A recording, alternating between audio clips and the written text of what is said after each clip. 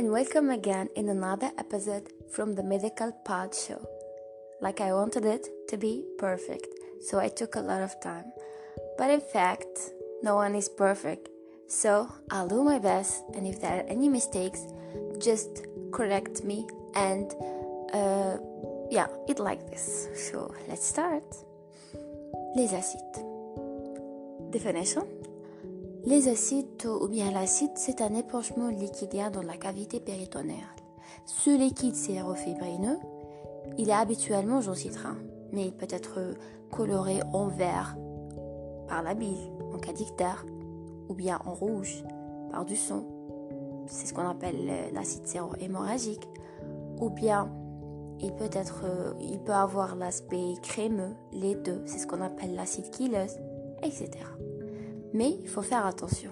Il y en a 3 entités, plutôt 4, qui ne font plus partie d'acide. C'est l'hémopéritoine, la péritonite purulente, chylopéritoine et les datidopéritoines. Ouais. L'hémopéritoine, c'est la présence du sang pur dans la cavité péritonéale. Chylopéritoine, c'est de la lymphe pure, bien sûr. Et pour les datidopéritoines, c'est la même chose. Et pour la péritonite purulente, c'est la présence du pus dans la cavité péritonéale. Ce liquide, habituellement, il est libre. Mais il y en a des cas là où il est cloisonné. Pour les acides, il y en a 2 types. L'acide maladie et l'acide symptôme. L'acide symptôme veut dire qu'il existe d'autres pathologies adjacentes ou bien préexistantes. Et l'acide maladie, c'est isolé. Voilà. C'était ça pour la définition. Pour la physiopathologie, l'acide ou bien le mécanisme de la physiopathologie de l'acide répond aux 2 grands axes, plutôt 2 grands mécanismes qui sont l'acide d'origine inflammatoire et l'acide d'origine mécanique. L'acide d'origine inflammatoire, elle est exsudative. Exsudative veut dire qu'elle est riche en protéines. Ce liquide organique, il est riche en protéines. Plus de 27 grammes ou bien 30, ça dépend selon les labos. Ouais. Et mécanique, il est transudatif. Il est pauvre en protéines. Donc, c'est moins de 27 ou moins de 30. Donc, le test de Revata, il est négatif dans ce cas et positif dans l'autre cas. Pour l'exsudatif, ça peut être dû à une maladie du péritoine, soit inflammation, infection tuberculeuse, etc. Ou bien néoplasique qui peut être une tumeur primitive du péritoine, ce qu'on appelle le mésothélium, ou bien métastatique à partir d'autres tumeurs digestives ou bien ovariennes, etc. Et ça peut être aussi dû à une exsudation à travers les vaisseaux lymphatiques entéromésentériques, dû à une obstruction par un lymphome ou bien une hyperpression cirrhotique, dû à une cirrhose. Voilà. Et pour transudatif, c'est dû à un désordre, les lois mécaniques. Donc, soit une augmentation de la pression hydrostatique, qui est dans le cas du cirrhose et d'origine cardiaque possible, c'est HTP, voilà, ou bien diminution de la pression oncotique, comme dans le cas de cirrhose aussi, et du syndrome néphrotique. Le syndrome néphrotique, il y en a une perte de protéines dans les urines. La protéine urine, elle est supérieure à 3 grammes. Par la suite, la pression oncotique, parce que c'est la pression des protéines, donc elle va chuter, elle va diminuer, et surtout l'albumine, parce que c'est le chef de file. On sait bien que les protéines, ils tendent à garder l'eau dans le secteur vasculaire. Donc, si ça diminue, cette pression elle diminue, par la suite, il va y avoir un échappement du liquide du secteur vasculaire vers la cavité péritonéale, constituant ce qu'on appelle le 3e secteur. Oui, dans tout ce qui est transudatif, généralement, il y a une pathologie préexistante, cardiaque, hépatique ou bien rénale. Généralement, d'ailleurs c'est le cas même pour les autres épanchements comme l'épanchement pleural. Et pour ce qui est exsudatif, je vous ai parlé ça, c'est par rapport à la barrière d'échange derrière le péritoine ou bien la sérose, elle est lésée, elle n'est pas saine. Il va y avoir le passage même des grosses molécules qui est le cas pour les protéines. C'est pour ça Le test, il est positif, voilà, le taux de protéines dans le liquide, il est élevé. Par contre, dans les transsudas, la barrière, elle est saine. Il y a juste un désordre désordre les lois mécaniques, les pressions. Par la suite, il va y avoir le passage que de molécules du bas poids moléculaire comme l'eau et les ions. Voilà, c'est ça pour la physiopathologie, en grosso modo. Maintenant, pour les différentes formes cliniques. Bon, pour les formes cliniques, il y en a 3. L'acide de grande abondance, de faible abondance et de moyenne abondance. Bon, pour de grande abondance, elle est vraiment mal tolérée. Le sujet, il est dyspnéique, il ne supporte pas et la matité, elle est diffuse dans tout l'abdomen. Plus les signes du gène, dû à une gêne des autres organes comme constipation, oligurie, voilà, etc. Donc c'est dû à une gêne des autres organes parce que le volume il est vraiment gênant.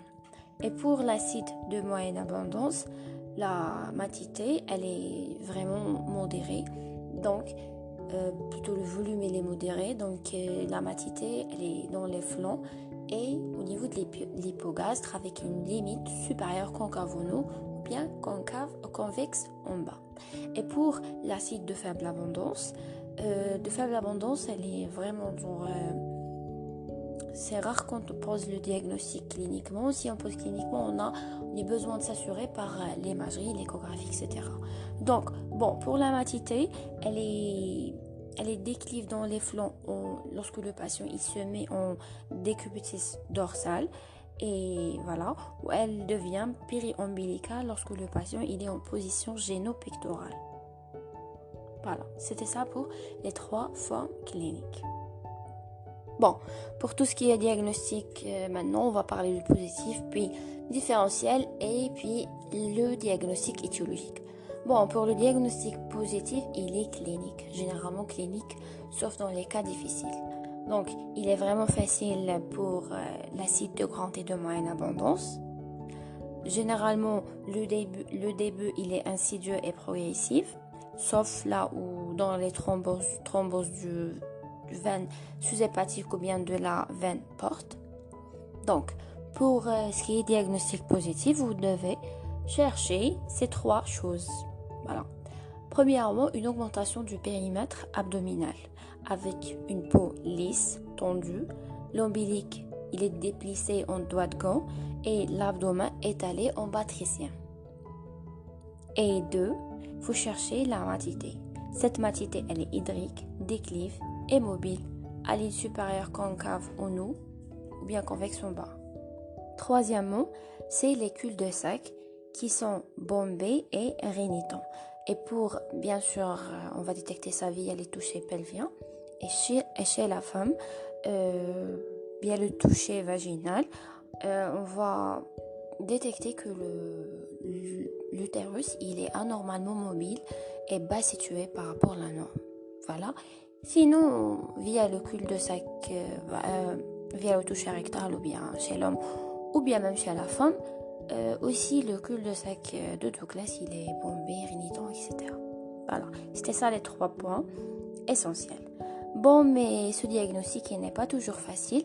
Des fois, il est difficile dans certains cas, comme l'acide de faible abondance, si elle est cloisonnée, s'il y a un panicule adipeux qui gêne l'examen clinique, la palpation, percussion, etc. Et voilà, s'il y a une masse plus l'acide, le diagnostic il est un peu difficile. Ou bien, pour la matité en damier, c'est une matité hétérogène qui signifie une acide infectée ou bien néoplasique. Et pour ce qui est diagnostic différentiel, il faut éliminer d'abord ce qui n'est pas épanchement liquidien, puis ce qui est épanchement liquidien mais n'est pas acétique. Bon, pour ce qui n'est pas épanchement liquidien, la grossesse, une obésité, panicule 2 pour le globe vésical. Pour le globe vésical, la matité aussi, elle est en hypogastre, mais sa limite, elle est convexe en haut et ou bien concave en bas, c'est le contraire.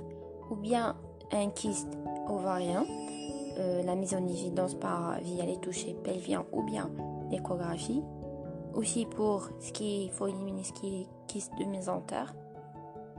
Et enfin, faut éliminer météorisme abdominal. Là, c'est clair.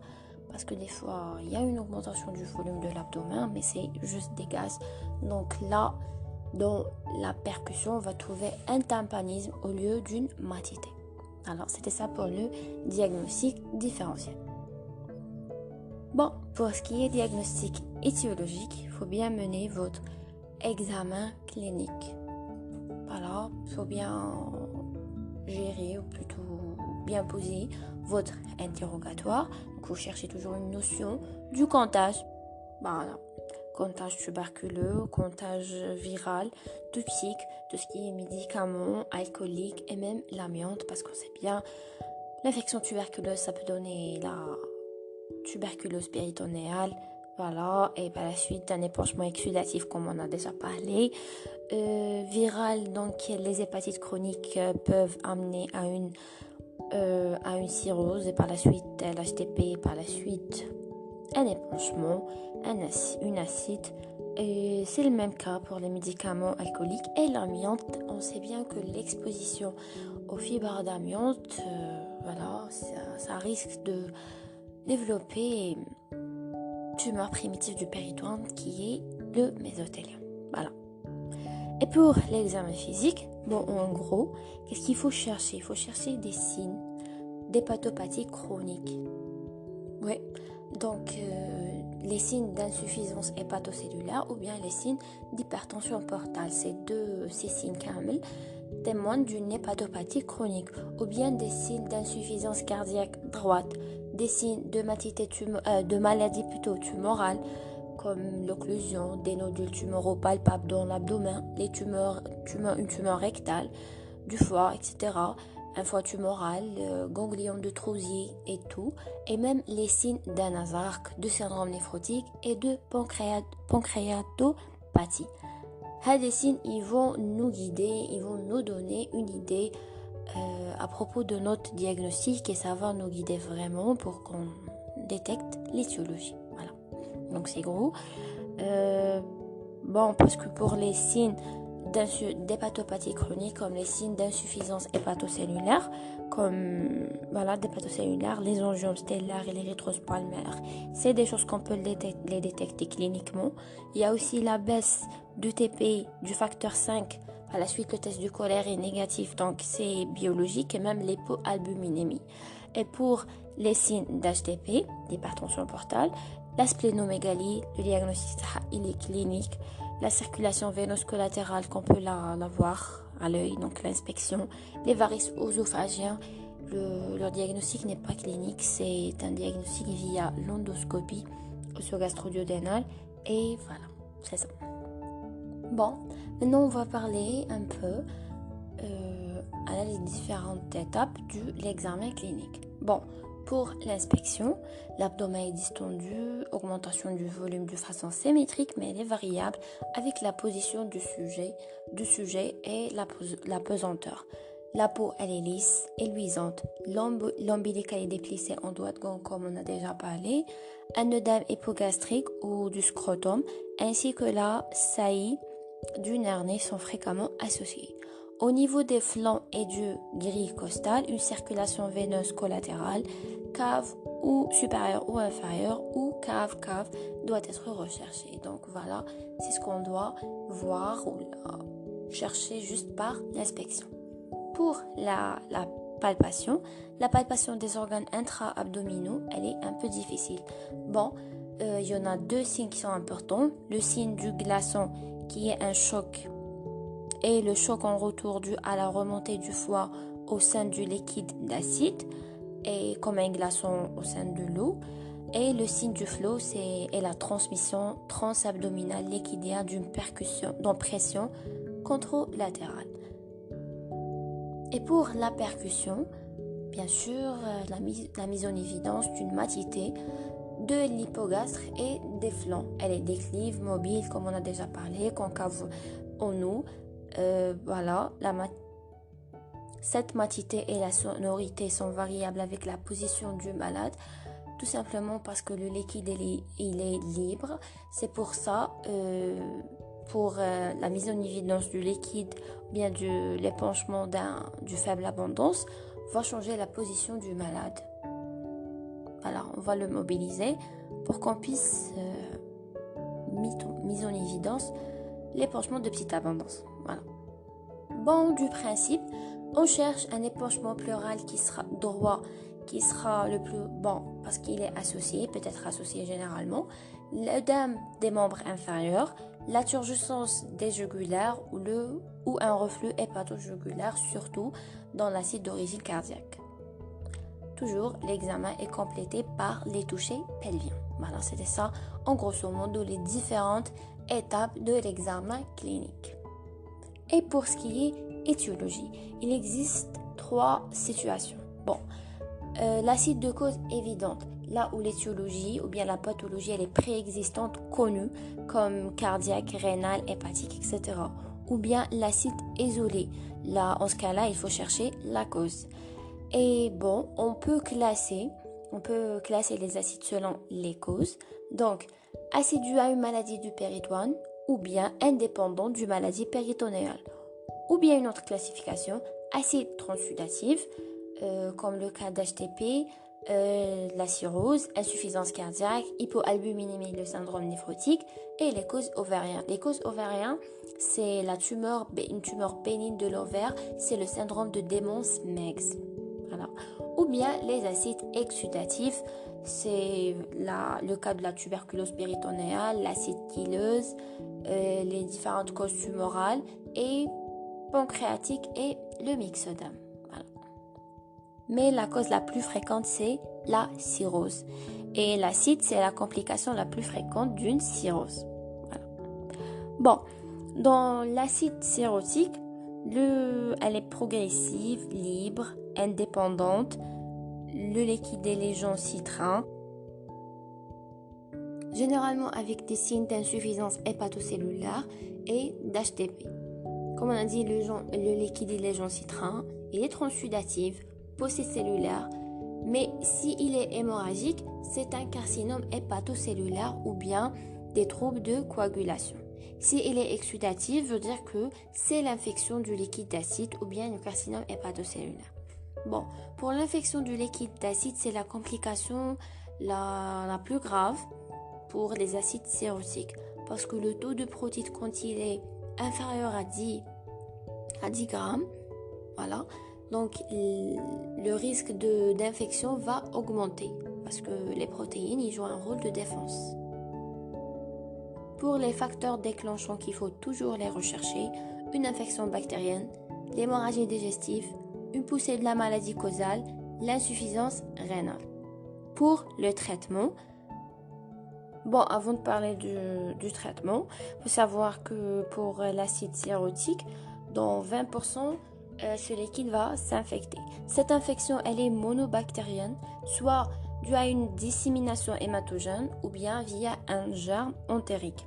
Bon, les signes cliniques qui évoquent ou bien qui nous orientent vers une infection de ce liquide, c'est des douleurs abdominales diffuses, un météorisme, une diarrhée, parfois une encéphalopathie hépatique, altération d'état général, etc. Voilà. Et surtout, la polynucléose neutrophile, les PNN, sont supérieurs à 250 par millimètre au cube. Une augmentation du CRP, ça c'est sûr. Une aggravation d'une insuffisance hépatique. Et les l'US réflexes. Bon, ça peut évoluer vers un état de choc septique, c'est pour ça c'est une complication grave. Là où il va y avoir des frissons, une hyperthermie, hypotension, ictère, etc. Les 3 facteurs de risque d'infection du liquide d'acide sont soit antécédent d'infection du liquide, ou bien le taux de protéines est inférieur à 10 grammes par litre, comme je vous ai dit auparavant, et troisièmement, antécédent d'hémorragie digestive. Bon, le liquide il devient louche, purulent. Le taux de protéines est variable. Les PN, comme déjà j'ai dit, sont supérieurs à 250 par millimètre au cube. Et voilà. Et par l'examen bactériologique direct et la séculture, ça montre que souvent cette infection c'est dû à des BGN, Escherichia coli, Klebsiella, pneumonie ou bien Streptococcus pneumoniae. Bon, pour le traitement, c'est un traitement précoce. On donne des antibiotiques à large spectre, les fluoroquinolones, l'acide clavulinique, amoxicilline, puis on adapte en fonction de l'antibiogramme. Et aussi, il y a le traitement préventif. Quand est-ce qu'on donne le traitement préventif? Bon, si le taux de protéines est inférieur à 10 grammes par litre, ou bien il y a une hémorragie digestive, donc on donne le norfloxacine, le norfloxacine, 400 mg par jour. Bon, avant de parler des autres étiologies, j'aimerais bien qu'on parle de la physiopathologie d'acide sérotique parce qu'elle est un peu spéciale.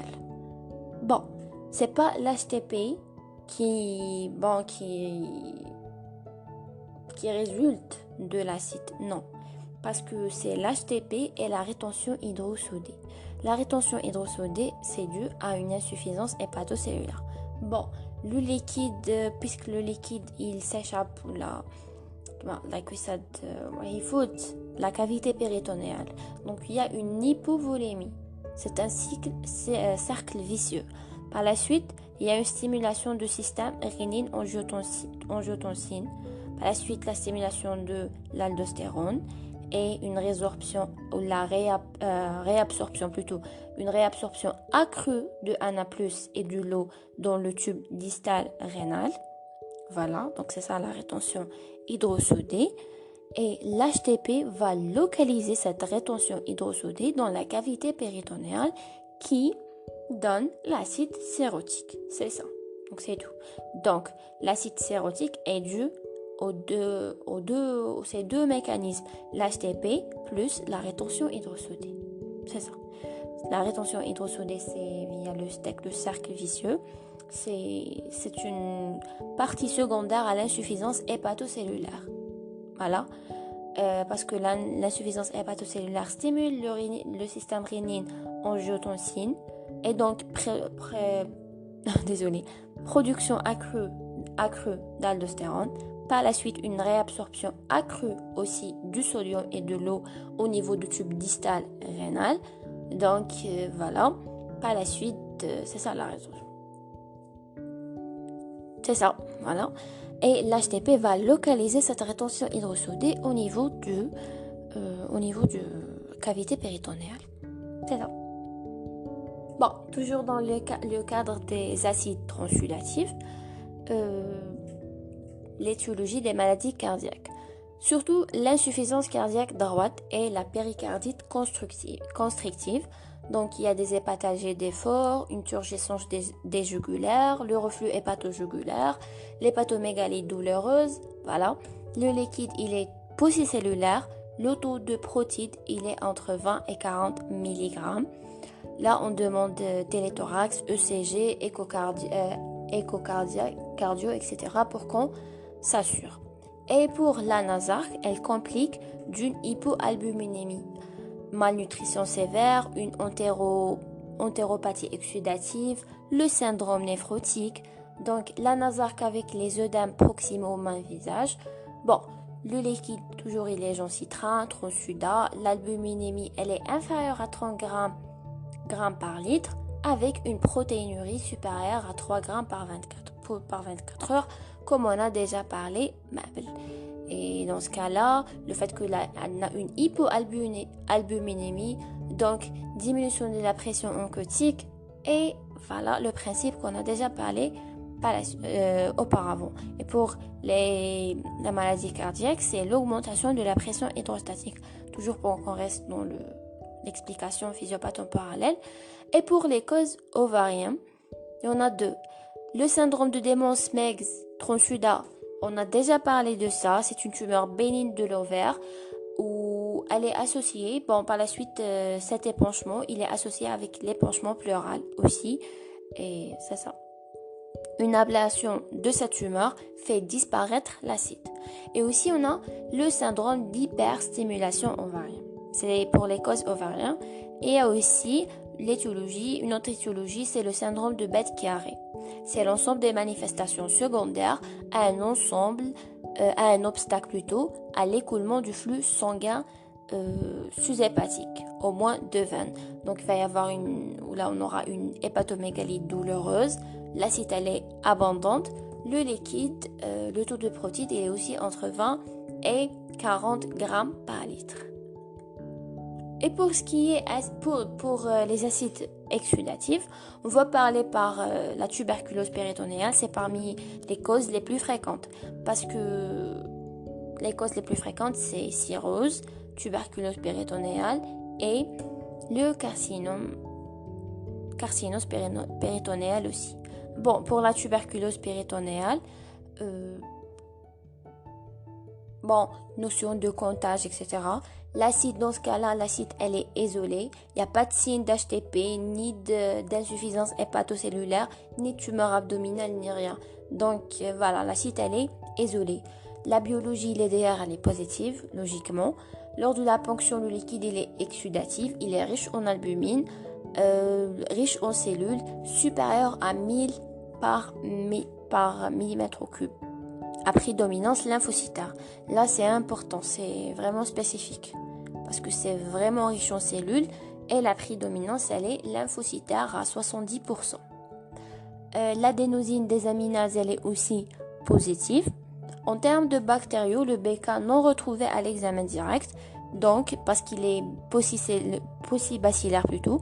Donc on va lancer la culture sur le milieu de Launstein-Janssen. Et on passe la paroscopie. L'inflammation, elle est diffuse du péritoine. C'est les granulations blanchâtres en tête d'épingle. Ils sont parfois confluentes sur les deux feuillets. Voilà. Et on réalise des biopsies. Biopsie, tout ce qui est anapathie et tout, le follicule de Koster, etc. Mais il y en a des contre-indications à la biopsie. C'est trouble de l'hémostase, l'acide cloisonné et l'insuffisance cardio-respiratoire. Et pour les tumeurs du péritoine, tout ce qui est néoplasie, les plus fréquentes c'est métastatique. Donc pour les métastatiques, soit surtout tumeurs colorectales et ovariens. En clinique, l'acide des douleurs abdominales, des nausées, vomissements, un syndrome occlusif, l'altération d'état général. Et voilà, lors de la ponction, le liquide est exsudatif, plus la présence des cellules cancéreuses. Parfois, ils sont retrouvés. Donc, et cette ponction, lors de la ponction, cette acide, elle est toujours récidivante. Voilà. Le diagnostic, il est facile si la tumeur primitive est déjà connue. Sinon, il faut la rechercher. Et pour ce qui est tumeur primitive du péritoine, c'est le mésothélium. C'est une maladie professionnelle. C'est dû à l'exposition aux fibres d'amiante. Pour la clinique, toujours l'acide récidivante et une masse abdominale ou bien pelvien. Donc, lors de la ponction, le liquide, il est citra-exsudatif. Et il y a aussi la présence des cellules mésothéliales malignes. Et le rapport LDH, acide sur LDH du sang, il est supérieur à 1. Toujours augmentation du LDH, il est du mauvais pronostic, plus l'acide hyaluronique. L'acide hyaluronique, il est spécifique. Et l'augmentation du hyaluronique, c'est juste dans les acides d'origine mésothéliale. Voilà, c'est même pour les épanchements pleurales d'origine mésothéliale. Voilà. Et pour la laparoscopie, on va trouver des nodules, des plaques disséminées sur la surface péritonéale. Le traitement, c'est la chimiothérapie. Aussi, une autre étiologie, c'est l'acide d'origine pancréatique, qui sont aussi exsudatifs. Ils sont riches en protéines et en amylase. Le diagnostic se fait via l'échographie TDM. Cet épanchement, il est d'origine en rapport avec la rupture du faux kyste. C'est le pseudokyste pancréatique. Et pour l'acide myxodémateuse, c'est dans le cas d'hypothyroïdie. Donc c'est par rapport à une augmentation de la perméabilité capillaire et la fuite du liquide riche en protéines avec polycystite. parfois. Le traitement, c'est l'opothérapie et qui fait régression de l'acide. L'opothérapie, c'est l'utilisation des tissus ou bien des sécrétions hormonales, etc., animales. Et pour l'acide chéleuse, c'est un épanchement péritonéal qui fait du liquide lymphatique. Là, le taux de triglycérides, il est élevé, supérieur à 1,1 g par litre, où il est supérieur au taux plasmatique. Cliniquement, il y a les œdèmes du membre inférieur, lymphodème, le chylothorax. Donc, ce liquide, il est lactation, il est riche en lipides inférieur à 1 g par litre et en lymphocytes aussi. Le traitement, c'est de diminuer la production du lymphe en diminuant l'apport de triglycérides à chaîne longue. Donc, c'est le régime. Donc, les patients ils vont consommer des triglycérides ou des acides gras à chaîne courte, voilà, parce que leur absorption est veineuse. Par contre, les triglycérides ou bien les acides gras à longue chaîne, l'absorption de ça, elle est lymphatique, c'est pour ça il faut les éviter. Il faut supprimer aussi la suppression de toutes les graisses animales et végétales. Pour ce qui est examen complémentaire, premièrement, on va parler de la ponction et l'étude du liquide d'acide. La ponction est primordiale en termes d'acide. Elle a deux intérêts, exploratrice et thérapeutique. Il faut toujours la faire, même si le diagnostic et la cause sont évidents, pour vérifier qu'il n'y a pas d'infection du liquide, car celle-ci peut être asymptomatique au début. Mais il y en a des contre-indications de cette ponction, qui sont la splénomégalie, stade 4 et 5, parce que tout simplement, la rate va occuper l'endroit et ça peut causer une hémorragie. Sinon, le stade 2 et 3, faut faire attention. On réalise, mais il faut faire attention. On va la réaliser dans ce que j'appelle le McBurney gauche, parce que c'est le contraire par rapport à l'appendicite. C'est à gauche, donc c'est le tiers externe et c'est la ligne rejoignant le tiers externe et les deux tiers moyens de la ligne qui rejoignent l'épine iliaque antéro-supérieure et l'ombilique. Puis, concernant l'étude de ce liquide, premièrement, l'aspect macroscopique, donc la coloration peut être jaune citrin, séro-hémorragique, lactation, purulent, etc. Purulent, louche, l'infection, coloré par la bile, etc. L'étude chimique, donc transsuda ou bien exsuda, c'est par rapport au taux de protides, s'il est supérieur ou inférieur à 25 grammes par litre. Voilà, et même la présence, le taux d'amylase, LDH, triglycérides, tout ça vont nous guider vers l'étiologie.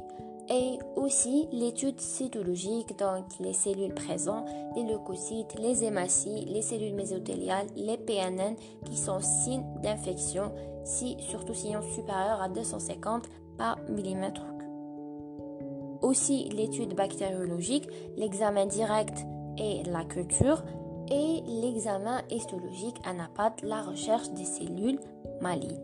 Et pour les explorations paracliniques, il y a l'aspect qui n'a pas vraiment un grand intérêt, mais on va trouver un grisaille diffus dû à l'élus réflexe, ou bien, et pour l'échographie, pour bien visualiser le foie et les vaisseaux et les organes intra-abdominaux, et surtout pour les épanchements de faible abondance. Qu'on va trouver des images hypoéchogènes. Ces images hypoéchogènes, surtout dans les zones les plus déclives, interhépatophrénique, interhépatorénale, c'est la ligne de Morisson, ou bien pelvien. Et pour les autres examens, selon la clinique et la visée diagnostique, donc soit cardiovasculaire, rénal, pancréatique, ovarien, ça dépend. Aussi la TDM, pour une exploration du pelvis, la carcinose péritonéale, et la laparoscopie, le diagnostic des acides tuberculeuses et néoplasiques pour les acides isolés. Donc là où il faut chercher l'étiologie, donc un examen de la cavité péritonéale plus des biopsies, sauf dans les contre-indications. Pour le traitement, on commence par les règles hygiéno-diététiques, le repos au lit, le régime désodé plutôt, 500 mg par 24 heures. Sinon, on passe pour les diurétiques qui nous aident à mobiliser avec l'excès du liquide qui se trouve au niveau de la cavité péritonéale. Donc, on commence par le spironolactone, c'est l'aldactone, à la dose de 75 à 300 mg par 24 heures, en augmentant progressivement la dose selon la diurèse. S'il y a des résistances, on passe le furosémide, c'est l'Azélix. Habituellement, voilà. Généralement, on les associe. On l'utilise à la dose de 20 à 80 mg par jour, par 24 heures, voilà. En ajoutant du potassium pour éviter l'hypocalémie. Mais il faut savoir que l'utilisation des diurétiques aussi a des contre-indications. Donc, par exemple, dans l'insuffisance rénale, l'encéphalopathie hépatique, l'hémorragie digestive récente, une infection du liquide d'acide et l'hyponatrémie inférieure à 130 mmol par litre. Il faut aussi surveiller ce traitement par les diurétiques. Cette surveillance, elle est clinique, diurèse, bien sûr la surveillance de la diurèse, la tension artérielle, le pouls, le périmètre abdominal et le poids. Et aussi biologique par l'ionogramme 2 fois par semaine avec en particulier le dosage du sodium, potassium et de la créatinine. Si ça marche pas, on peut passer les ponctions évacuatrices, surtout si la tolérance elle est bonne, avec une perfusion de macromolécules ou l'albumine ou bien dextran si le volume évacué est supérieur à 5 litres. Mais il y a des cas particuliers, ce qu'on appelle les acides réfractaires, sont non traitables là où on ne peut pas mobiliser ce liquide via les diurétiques. Donc, on est obligé de passer vers les ponctions itératives évacuatrices tous les 15 jours ou tous les mois. Sinon, il y a un traitement chirurgical par une shunt, un shunt péritonéo-jugulaire, c'est ce qu'on appelle la valve de Levin. Mais c'est moins utilisé pour des inconvénients, des complications, surtout infectieuses. Sinon, on peut passer la transplantation hépatique parce qu'elle est envisagée. Parce que c'est surtout le cas sérotique. Ou bien même l'anastomose portocave. C'est les tips. Ou bien carrément c'est la transplantation hépatique si l'absence des contre-indications. Voilà, c'était ça pour le traitement grosso modo. Voilà, et pour les complications, donc en premier lieu la dyspnée pour les acides de grande abondance parce que généralement ils sont associés avec les épanchements pleurales. Voilà, donc il va y avoir une insuffisance respiratoire par un syndrome restrictif, c'est ça. Donc on passe les ponctions évacuatrices et il faut toujours accompagner une expansion du volume circulatoire par de l'albumine en urgence. Aussi, les hernies pariétales, parce que l'augmentation de la pression abdominale peut être responsable de la formation des hernies inguinales et ombilicales et même une source potentielle d'étranglement hernéaire ou bien une occlusion intestinale aiguë. And finally, here we are in my favorite corner. My gift is the corner for more information. L'info du jour, c'est concernant le syndrome hépato-rénal. Oui. Donc, c'est quoi le syndrome hépato-rénal? Comment ça se fait, etc. C'est l'insuffisance rénale du syndrome hépato-rénal. Comment ça arrive et tout? Quand on a une hypertension portale, un foie cirrhotique, etc., un foie malade, on va sécréter des substances vasoactives comme le monoxyde d'azote et prostaglandine. Donc, c'est des substances vasoactives. Par la suite, il va y avoir une vasodilatation des vaisseaux splanchniques.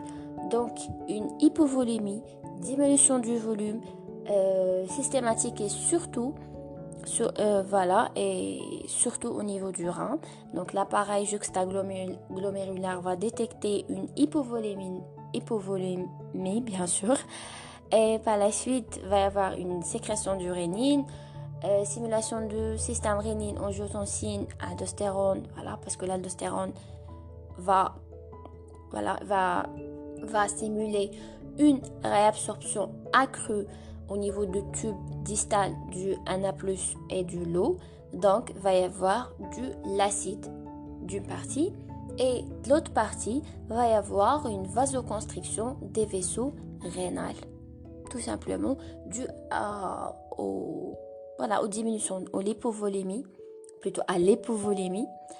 Donc, c'est ça. Donc, cette insuffisance rénale, au début, elle est fonctionnelle, mais elle peut être organique avec le temps. C'est ça.